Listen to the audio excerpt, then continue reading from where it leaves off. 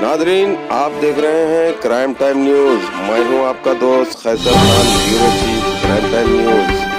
हर तरह की खबर से जुड़े रहने के लिए हमारे चैनल को लाइक करें, सब्सक्राइब करें और देखते रहिए क्राइम टाइम न्यूज।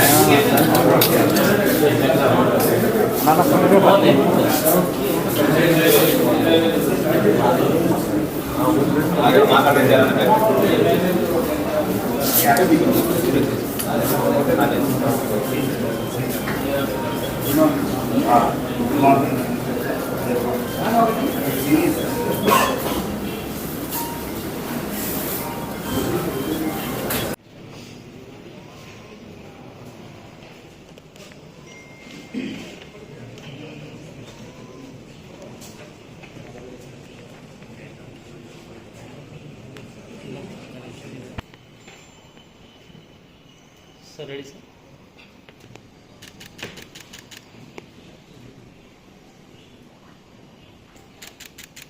मध्य प्रदेश मुंबई ఇంపార్టెంట్ ఏరియాస్ ఎక్కువగా ఇప్పుడు ఫ్రీక్వెంట్ గా డ్రగ్ ట్రాన్స్పోర్ట్ చేస్తున్నారు. అందులో భాగంగానే హైదరాబాద్ లో కూడా దీంట్లో ముఖ్యంగా ఏంటంటే ఇతని హనీ అనే నేరస్తుడు ఇంతకుముందు ఇందులో సిద్ధి అనే అతని కొడుకుతో వ్యాపారం చేస్తున్నాడు. తండ్రి కొడుకు కలిసి ఈ వ్యాపారం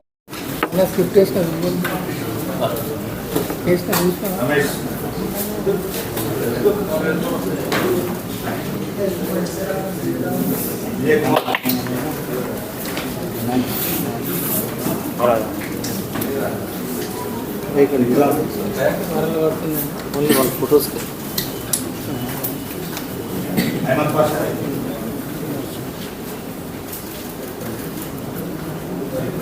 रवि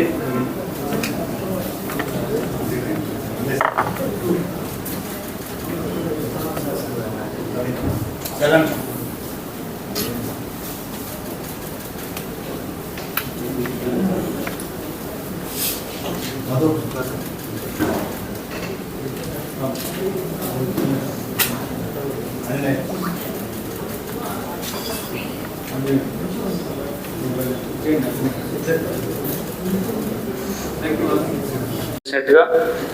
మన రాష్ట్రాన్ని డ్రగ్ ఫ్రీ ఒక ప్రాంతంగా చేయాలని పోలీస్ శాఖ కృతనిశ్చయంతో ఉంది. ప్రభుత్వం కూడా దానిపైన చాలాసార్లు నిర్దిష్టమైన ఆదేశాలు ఇచ్చింది.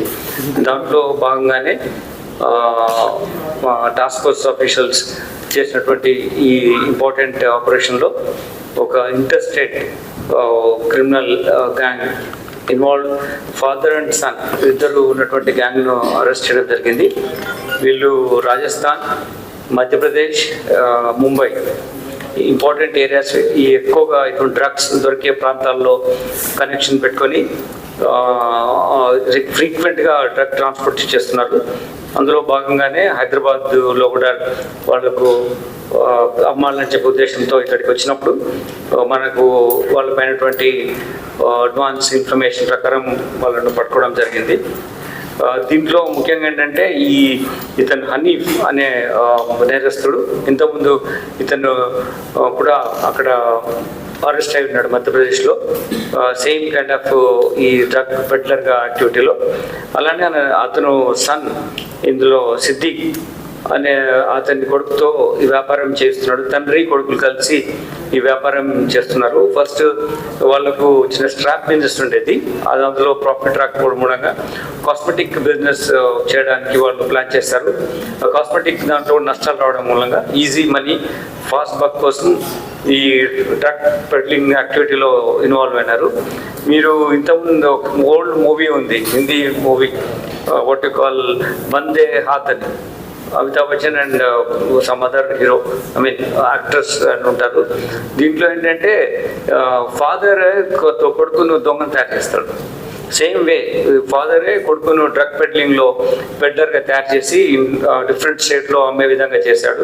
మీరు చూసారు, ఆయన చూస్తే మీరు అన్అజ్యూమింగ్గా ఉంటాడు. ఇట్లా ఇతను ఇంత పెద్ద పెడ్లర్గా డిఫరెంట్ స్టేట్స్లో డిఫరెంట్ ఆపరేషన్ చేస్తున్నాడా అని మనకు అనుమానం రాకుండా ఉంటుంది.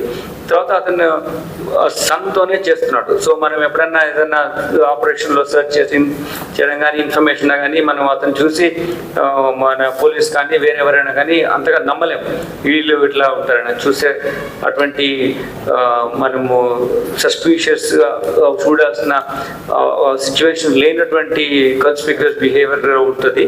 దానివల్ల వాళ్ళు ఈజీగా డిఫరెంట్ స్టేట్స్కు స్ప్రెడ్ అయ్యి ముంబై లాంటి ప్లేస్లో అమ్మడం, మధ్యప్రదేశ్ నుంచి రాజస్థాన్ రూట్స్ నుంచి కూడా వీళ్ళు ఆపరేట్ చేసి హైదరాబాద్లో కూడా అమ్మడానికి వచ్చారు.